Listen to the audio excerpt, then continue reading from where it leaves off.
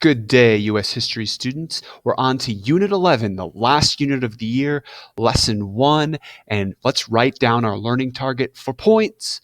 I will understand the Supreme Court case called Brown versus Board of Education.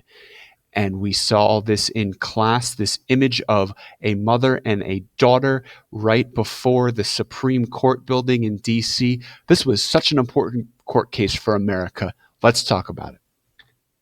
A summary: the U.S. Supreme Court has the power to reshape American society with its court decisions. And we'll talk about a particular court case today. Banning school segregation, separating races. In 1954, the U.S. Supreme Court decided that racially segregated schools are unequal. The court ruled that states that still had segregated schools, like Virginia, needed to desegregate. This case's full name was called Oliver Brown versus the Board of Education of Topeka, Kansas. Who are the characters in this court case? Part 1. Oliver Brown, his daughter Linda, and a group of African-American parents from Kansas sued the Board of Education in the city of Topeka, Kansas. And here is Oliver Brown. The U.S. Supreme Court chose to take the case, and it included in the trial a similar lawsuit about segregated schools from Virginia. It combined a bunch of lawsuits into one. Characters in the case, Part 2. The National Association for the Advancement of Colored People, NAACP, had a strong legal defense team.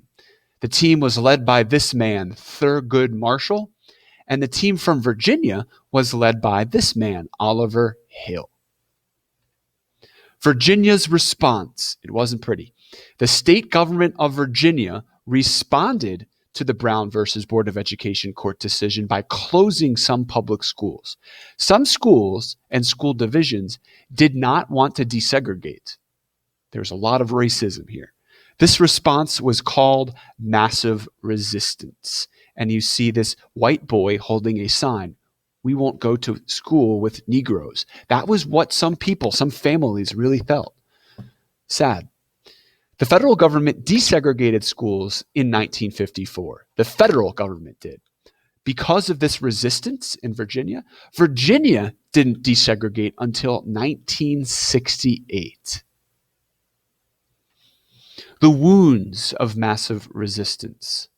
Massive resistance left many racial wounds in Virginia. And wounds of the heart and the mind take a while to heal.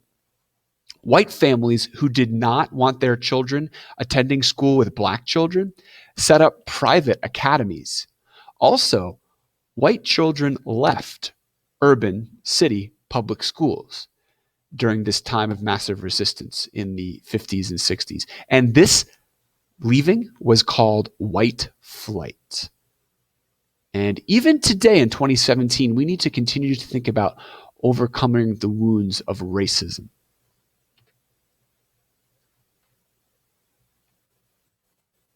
And we are done, ladies and gentlemen. Sorry about that.